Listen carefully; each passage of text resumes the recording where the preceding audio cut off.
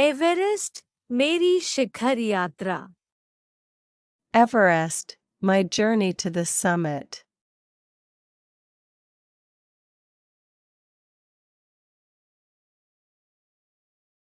लोब्सांग अपनी स्विस छुरी की मदद से हमारे तंबू का रास्ता साफ करने में सफल हो गए थे और तुरंत ही अत्यंत तेजी से मुझे बचाने की कोशिश में लग गए। थोड़ी सी भी देर का सीधा अर्थ था मृत्यु। बड़े बड़े हिमपिंडों को मुश्किल से हटाते हुए उन्होंने मेरे चारों तरफ की कड़े जमे बर्फ की खुदाई की और मुझे उस बर्फ की कब्र से निकाल बाहर खींच लाते में सफल हो गए। Lobsang managed to clear a path to our tent with the help of his Swiss knife and immediately set about trying to rescue me with utmost speed. Even a little delay literally meant death. With great difficulty removing huge blizzards, they dug through the frozen snow around me and succeeded in pulling me out of the ice grave. सुबह तक सारे सुरक्षा दल आ गए थे और 16 मई को प्रातः 8 बजे तक हम प्रायः सभी कैंपदों पर पहुंच गए थे। जिस शेरपा की टांग की हड्डी टूट गई थी, उसे एक खुद के बनाए स्ट्रेचर पर लिटाकर नीचे लाएं। हमारे नेता कर्नल खुल्लर के शब्दों में, यह इतनी ऊंचाई पर सुरक्षा कार्य का एक जबरदस्त साहसिक कार्य था।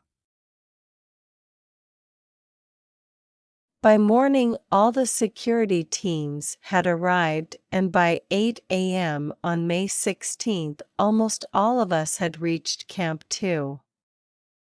The Sherpa whose leg bone was broken was brought down on a self-made stretcher. In the words of our leader, Colonel Cooler, it was a tremendous adventure in security work at such a height. सभी 9 पुरुष सदस्यों को चोटों अथवा टूटी हड्डियों आदि के कारण बेस कैंप में भेजना पड़ा। तभी कर्नल खुल्लर मेरी तरफ मुड़कर करने लगे, क्या तुम भयभीत थी? जी हाँ, क्या तुम वापस जाना चाहोगी? नहीं, मैंने बिना किसी हिचकिचाहट के उत्तर दिया। All 9 male members had to be sent to base camp due to injuries or broken bones, etc. Then Colonel Cooler turned to me and asked, "Were you scared?" "Yes, would you like to go back?" "No," I replied without hesitation. जैसे ही मैं South Col camp पहुंची, मैंने अगले दिन की अपनी महत्वपूर्ण चढ़ाई की तैयारी शुरू कर दी। मैंने खाना, कुकिंग गैस तथा कुछ ऑक्सीजन सिलेंडर इकट्ठे किए। जब दोपहर 1:30 बजे बिस्सा आया, उसने चाय के लिए पानी गरम करते देखा कि जय और मीनू अभी बहुत पीछे थे। मैं चिंतित थी क्योंकि मुझे अगले दिन उनके साथ ही चढ़ाई करनी थी। वे धीरे धीरे आ रहे थे क्योंकि वे भारी बोझ लेकर और बिना ऑक्सीजन के चल रहे थे। As soon as I reached South Call Camp, I started preparing for my important climb the next day. I collected food, cooking gas, and some oxygen cylinders. When Bissa came at 1:30 in the afternoon, he saw water being heated for tea. Ki, Jai, and Minu were still far behind. I was worried as I had to climb with him the next day. They were coming slowly because they were carrying heavy loads and walking without oxygen. दोपहर बाद मैंने अपने दल के दूसरे सदस्यों की मदद करने और अपने एक थर्मस को जूस से और दूसरे को गर्म चाय से भरने के लिए नीचे जाने का निश्चय किया। मैंने बर्फीली हवा में तंबू से बाहर कदम रखा।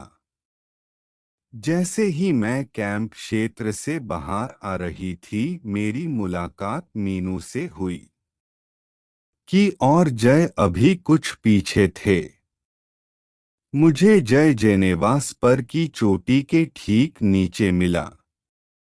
उसने कृतज्ञतापूर्वक चाय वगैरह पी, लेकिन मुझे और आगे जाने से रोकने की कोशिश की। वह मुझे देखकर हक्का बक्का रह गया।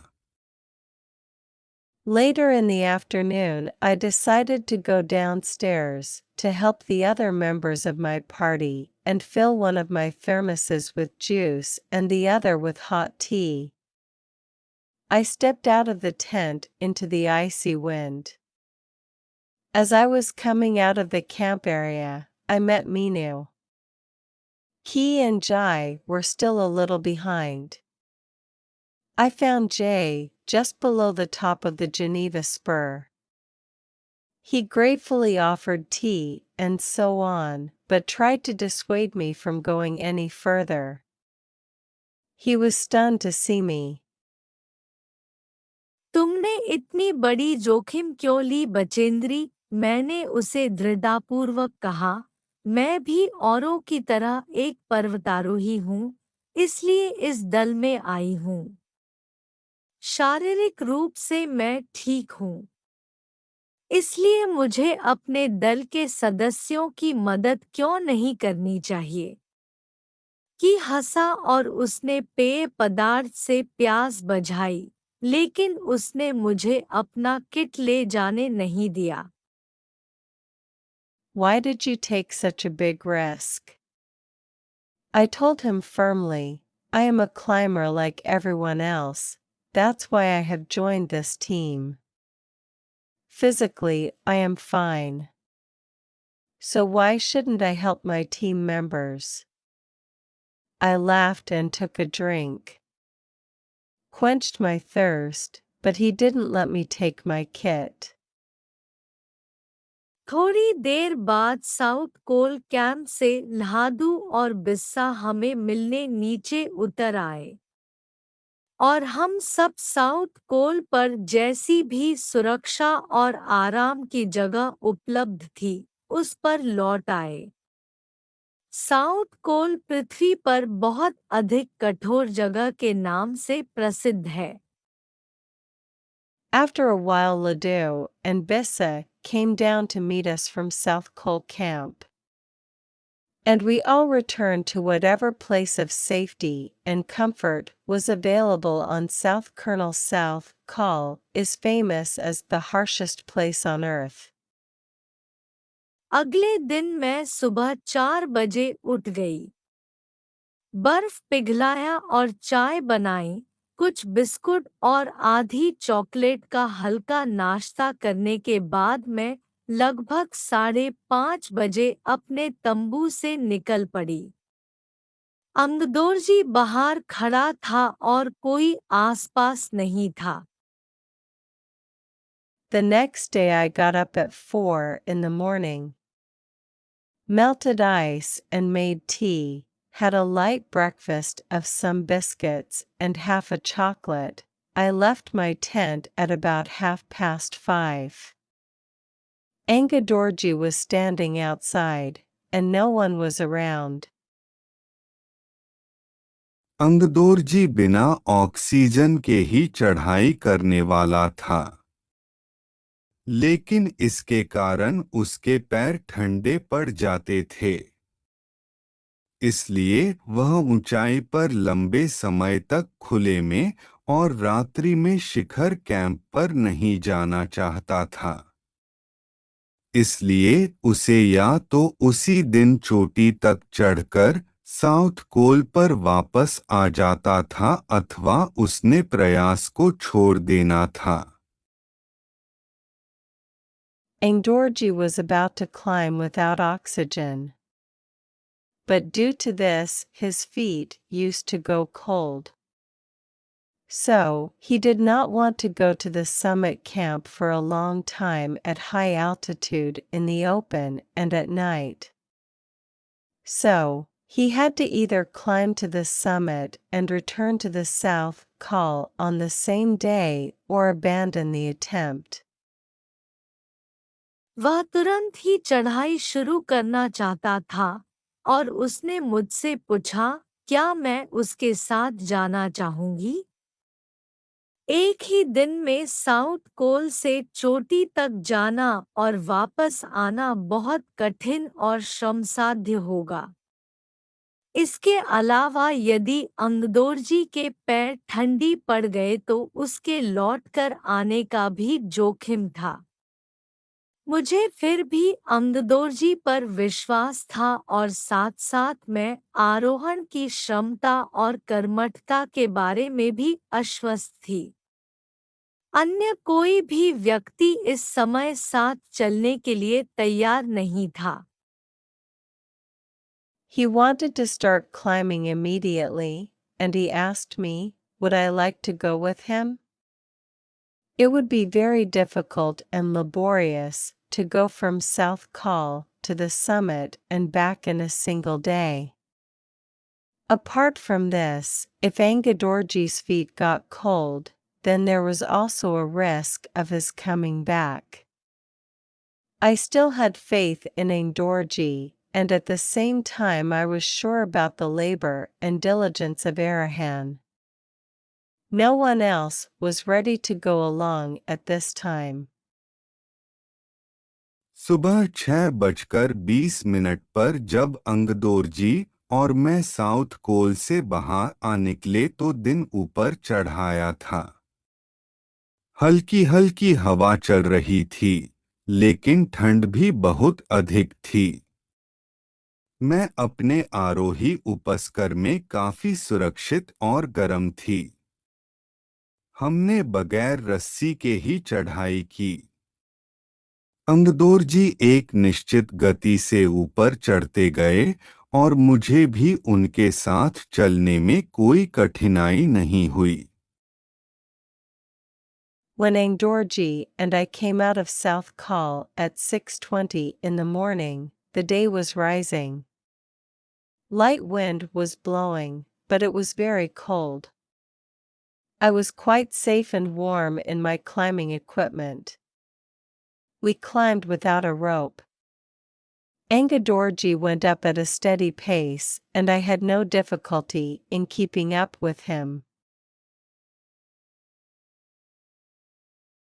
जमे हुए बर्फ की सीधी व दलाव चट्टानों इतनी सख्त और भुरभुरी थी, मानो शीशे की चादरें बिछी हों। हमें बर्फ काटने के फावड़े का इस्तेमाल करना ही पड़ा और मुझे इतनी सख्ती से फावड़ा चलाना पड़ा जिससे कि उस जमे हुए बर्फ की धरती को फावड़े के दांते काट सके। मैंने उन खतरनाक स्थलों पर हर कदम अच्छी तरह सोच समझकर उठाया। The straight and sloping rocks of the frozen ice were so hard and brittle, as if sheets of glass had been laid. We had to use a snow shovel, and I had to shovel hard enough to cut through the frozen ground with the teeth of the shovel. I took every step in those dangerous places after careful consideration. 2 घंटे से कम समय में ही हम शिखर camp पर पहुंच गए। अंगदोरजी ने पीछे मुड़कर देखा और मुझसे कहा कि क्या मैं थक गई हूं।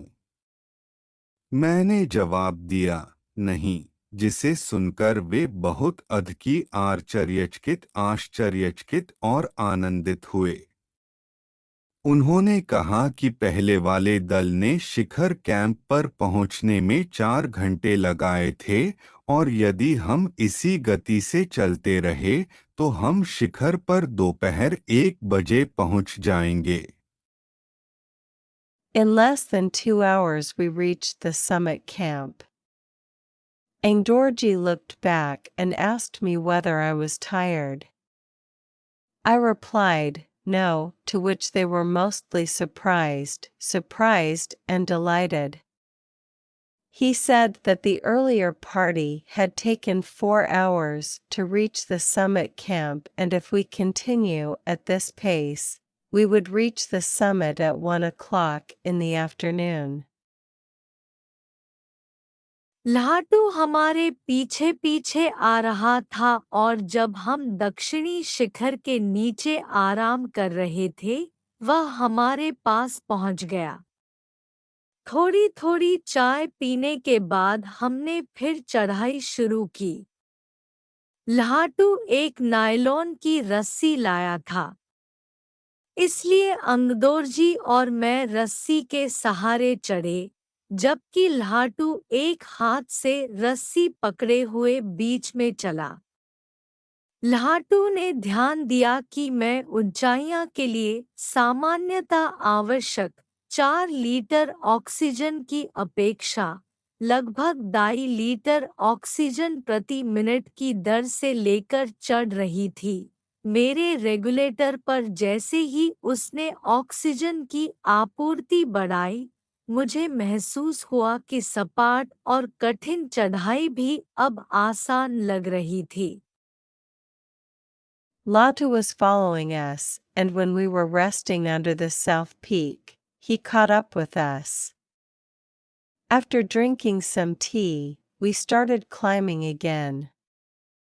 Latu had brought a nylon rope.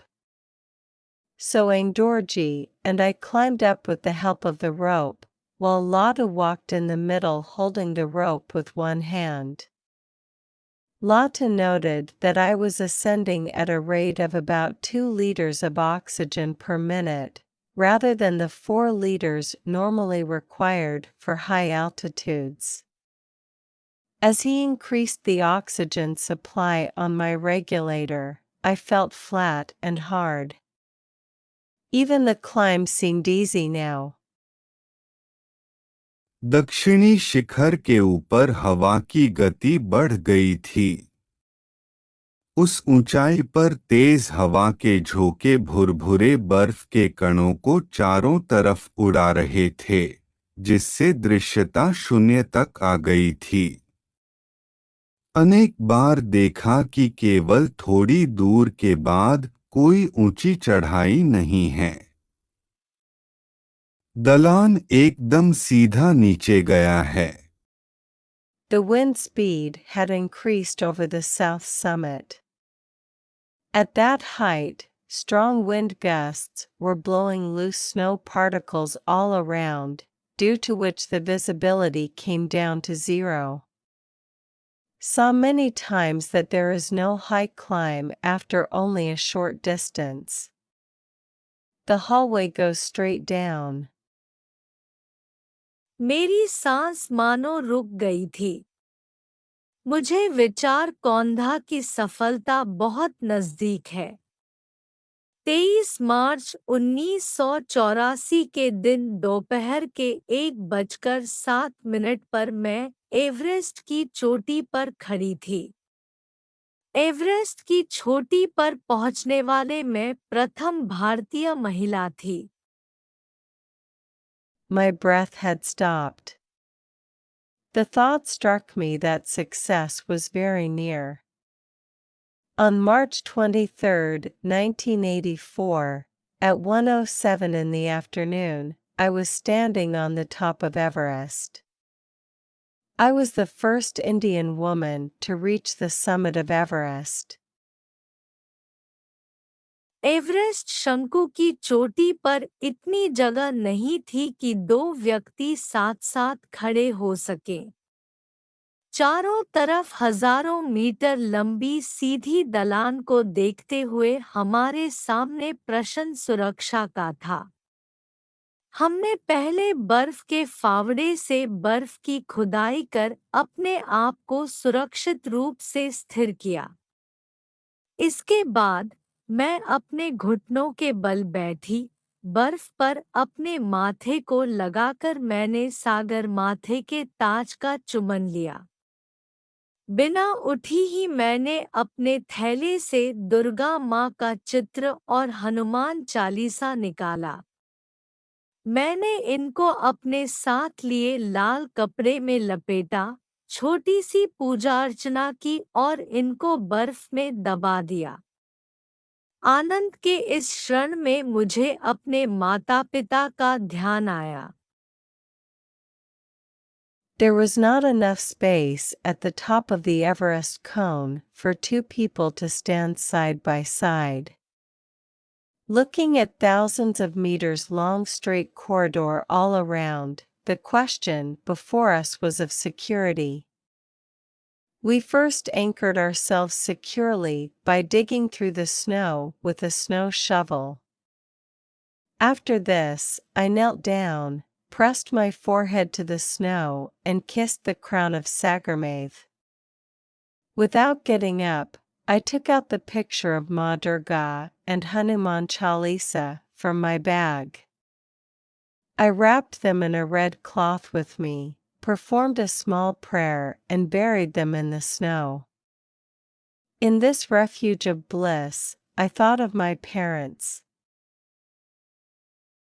जैसे मैं उठी, मैंने अपने हाथ जोड़े और मैं अपने रज्जुनेता अंगदोरजी के प्रति आदर भाव से झुकी। अंगदोरजी जिन्होंने मुझे प्रोत्साहित किया और मुझे लक्ष्य तक पहुंचाया। मैंने उन्हें बिना ऑक्सीजन के एवरेस्ट की दूसरी चढ़ाई चढ़ने पर बधाई भी दी। उन्होंने मुझे गले से लगाया और मेरे कानों में फुसफुसाया, दीदी, तुमने अच्छी चढ़ाई की। मैं बहुत प्रसन्न हूँ। As I got up, I folded my hands and bowed respectfully to my rope leader, Angdorji. Angdorji, who encouraged me and led me to the goal. I also congratulated him on his second ascent of Everest without oxygen. He hugged me and whispered in my ear, "Didi, you made a good climb. I am so happy." कुछ देर बाद सोनम पुल्जर पहुंची और उन्होंने photo लेने शुरू कर दिया। इस समय तक लाटू ने हमारे नेता को एवरेस्ट पर हम चारों के होने की सूचना दे दी थी। तब मेरे हाथ में वॉकी टॉकी दिया गया। कर्नल खुल्लर हमारी सफलता से बहुत प्रसन्न थे। मुझे बधाई देते हुए उन्होंने कहा, मैं तुम्हारी इस अनूठी उपलब्धि के लिए तुम्हारे माता-पिता को बधाई देना चाहूँगा। वे बोले कि देश को तुम पर गर्व है और अब तुम ऐसे संसार में वापस जाओगी जो तुम्हारे अपने पीछे छोड़े हुए संसार से एकदम प्रसन्न होगा। After some time, Sonam reached Pulsar, and he started taking photographs. By this time, Lada had informed our leader about the four of us on Everest. Then a walkie-talkie was handed over to me. Colonel Cooler was very happy with our success. While congratulating me, he said, "I would like to congratulate your parents for this unique achievement of yours. He said that the country is proud of you and now you will go back to a world which is similar to the world you left behind. We'll be very happy with it."